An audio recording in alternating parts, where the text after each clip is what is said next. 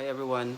So, ngayon gusto kong bigyan kayo ng five or four examples lang, no, of the difference between the Old and the New Testament. Kasi maraming religion ngayon na gumagamit ng Bible, and then may mga religion na naniniwala lang sa Old Testament. Yung iba naman naniniwala lang sila sa New Testament. Yung iba naman, they believe in both Old and New Testament. But the question is, ano ba yung difference ng dalawang testaments na ito? So, let's delve into this and let's begin. Number one, sa Old Testament, animal sacrifices were required for the forgiveness of sins.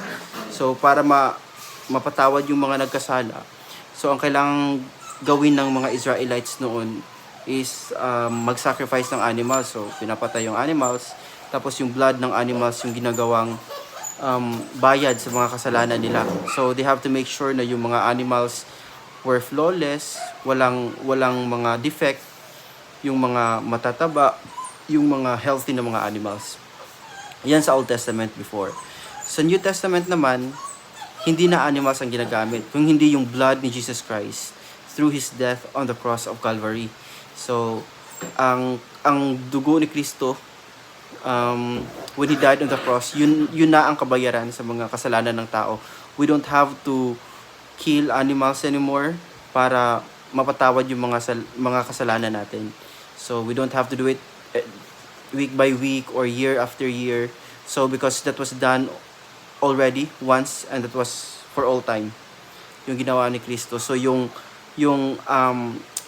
commandment noon ng Old Testament through the commandments of Moses, that's the commandment of God through Moses, obsolete na siya. So, na-change na siya at napalitan na siya ng bago. Yan na yung blood ni Jesus Christ. Yun na ang kapalit ng kasalanan natin. So, through His blood, we will be forgiven. So, that's one difference ng New and Old Testament. And, second is, God's covenant was primarily with Israel, descendants of Abraham, Isaac, Jacob. So, may mga taong noon ang Diyos, ang tawag sa kanila Israelites. So, they come from Israel. So, from the word Israel, they're called Israelites. So, ang covenant ng Diyos para lang sa kanila.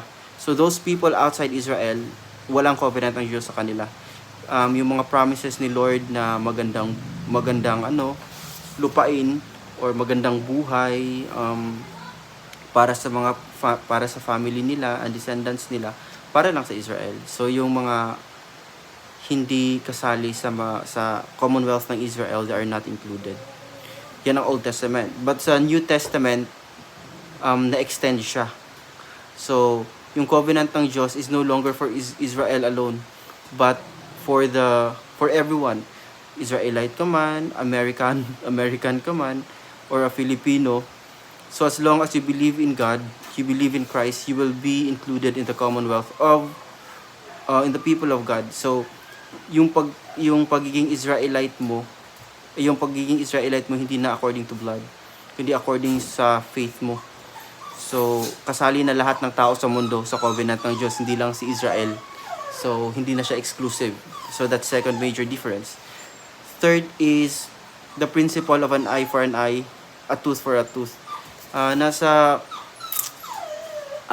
Old Testament kasi noon, kung yung kalaban mo, like for example, nag-away kayo tapos nabulag ka, for example. So bubulagan din yung kaaway mo, or nagnakaw siya ng baka mo. So yung yung babayaran niya is yung baka din, or any amount na equivalent sa ninakaw ng isang tao. Kasi noon wala namang, I don't think may pera noon, but siguro yung gold, yung bronze yung ginagamit nila. So ang concept doon is kung anong ginawa sa iyo ng enemy sa iyo, gawin mo rin sa kanya. So may retaliation, may revenge. Yan sa Old Testament. Pero sa New Testament, walang ganun. Sabi ni Christ, it's not it's not about revenge kasi ang Diyos na ang magre-revenge. So, yung mga kaaway mo na sinisiraan ka, pinapasakitan ka, so you will not revenge anymore. Rather, you must show the mercy, forgiveness, and love. So, during the time of Christ sa New Testament, you must love your enemies. Pero sa Old Testament, hate your enemies. Yun ang difference nila.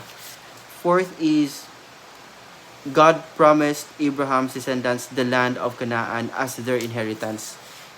Yan sa Old Testament. Ang inheritance nila is yung literal na lugar na tinatawag na Canaan, na may description ng Bible diyan. So mabubuhay sila doon ng matagal, mabubuhay sila ng masagana sa milk and honey, and lahat ng mga pangangailangan nila nandoon. Pero literal yun na siya.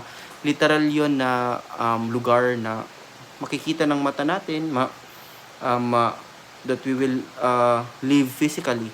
Sa New Testament naman, iba na ang promise ng Lord. So yung inheritance is not something physical. Yung inheritance is everlasting life. Yan yung heaven or the New Jerusalem. May promise ng Diyos na maggagawa siya ng new world and new heaven and new earth. And itong heaven and earth natin ngayon, this will be abolished na, or demolished, or destroyed, and this will be replaced by a new one. So yan yung covenant ng Diyos, yung promise ng Panginoon na magkakaroon ng bagong earth and heaven, na kung saan ang tao ay mabubuhay ng walang hanggan. So, yun ang pang-apat. So, sa Old Testament, literal lang na lugar, like Canaan. Yung sa New Testament is the New Jerusalem, na isang lugar na hindi kailanman magwawakas at magkakaroon ng buhay na walang hanggan yung mga nananampalataya sa Diyos. So, yun yung apat na differences ng New and Old Testament. Marami pang differences sila, pero I cannot mention them all or one by one kasi I'm just making a short video. So, thank you so much, and God bless you all.